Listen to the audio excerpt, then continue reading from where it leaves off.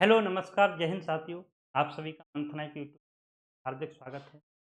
तो आज हम आप लोगों से बात करेंगे एसएससी सीजीएल स्कैम यस और नो यानी एसएससी सीजीएल का स्कैम हुआ है या नहीं हुआ है, इसके बारे में हम कंप्लीट जानकारी जानेंगे आप लोगों के साथ मिलकर। तो वीडियो को आप कंप्लीट देखेंगे, उसके बाद आप सभी अपनी-अपनी राय देंगे। तो चलो चलते हैं।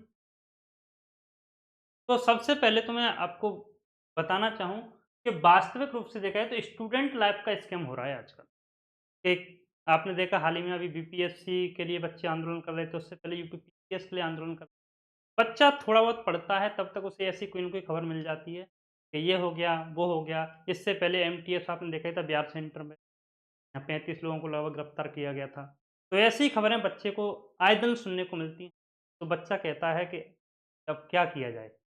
बच्चा पढ़ता है, पढ़ने का मन लगता है तब तक ऐसी खबर मिल जाती है उसे, फिर वो सोचता है कैसे पढ़ाई में मन लगे। तो अब हम चलते हैं एसएससी के बारे में जानने की।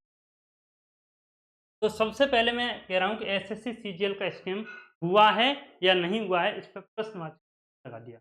तो आप लोगों ने देखा होगा, कई स्क्रीनशॉट आप लोगों ने देखे होंगे कि जहाँ पे बताया जा रहा है कि कई स्टूडेंट्स के जो रोल नंबर हैं एक क्रम से हैं और कहा गया है कि हैंडीक्राफ्ट हैं वो। और बट जैसे पूरा कंप्लीट देखा तो कुछ-कुछ जगह ऐसा भी देखने को मिला है कि कुछ स्टूडेंट के रोल नंबर क्या हैं, क्रम से हैं 3-4 स्टूडेंट नंबर क्रम से हैं और वो हैंडीक्राफ्ट नहीं है, अलग-अलग कैटेगरी के हैं। तो ऐसा तो नहीं हो सकता कि एक ही रो में लगातार 4 स्टूडेंट बैठ जाएँ, एक ही सेंटर पे इंटेलिजेंट स्टूडेंट आ जाएँ। तो कुछ न कुछ संदेह तो पैदा होता है। संदेह बनता है छात्रों के अंदर, तो इस संदेह को क्लियर कौन करेगा? तो इस संदेह को क्लियर एसएससी ही कर सकता है। अब बच्चों को तो लगेगा कि धांधली हुई है। अब किस प्रकार की हुई है? पैसे देकर हुई है। ये जो नीट में हुई थी उस प्रकार की हुई है। नीट में आप लोगों को पता है कि कुछ सेंटर्स के जो स्टूडेंट्स थे, आपने देखा था 600 स्टूडेंट्स ईयर बना आ गए थे, 600 नंबर आए थे उनके। तो उसमें क्या हुआ था, कुछ सेंटर्स पे टेक्निकल स्टड बच्चों को नॉर्मलाइज़ेशन बढ़ा दिया गया।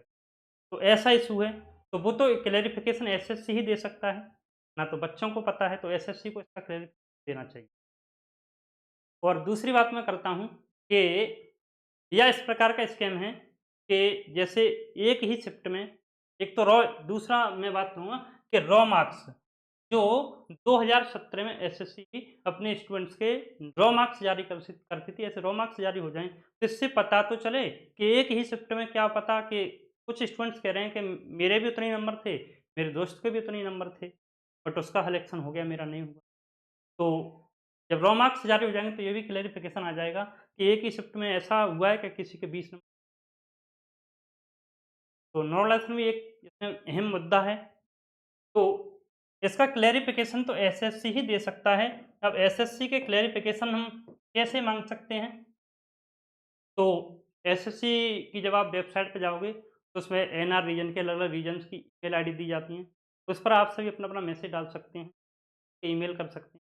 फ़ोन कॉल्स होते हैं, उससे फ़ोन कॉल कर सकते हैं आप। और क्या कर सकते हैं? तो ऐसे आप जो ट्विटर कैंपेन उसमें भाग ले सकते हैं। इस प्रकार से एसएससी अगर रॉ मार्क्स दिखा दे और इसका क्लैरिफ़िकेशन दे दे, तो बच्चों के अंदर जो डाउट पैदा हुआ है, बच्चों के अंदर जो डाउट है कि एसएससी सीरियल स्कीम है या नहीं है, तो इसका क्लैरिफ़िकेशन तो एसएससी को देना चाहिए, अगर नहीं है तो क्यों नहीं है तो क्यों नहीं है?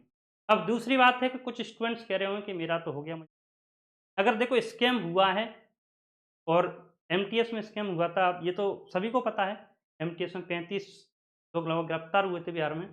तो अगर वहाँ पे हुआ है तो यहाँ पे भी तो हो सकता है ना, एसएससी सीजीएल में भी हो सकता है। अगर हुआ है, अब सपोज़ दैट कि कुछ स्टूडेंट्स कह रहे हैं मेरा तो हो गया, तो अगर प्री में हुआ है तो मेंस में भी तो हो सकता है। तो अगर आपका हुआ है या नहीं हुआ है, बट जो संदेह पैदा हुआ है, इसका जवाब माँगना आप सभी का हक बनता है। तो इस सेशन को आप सभी ज़्यादा से ज़्यादा अपने स thanks for watching, bye, take care.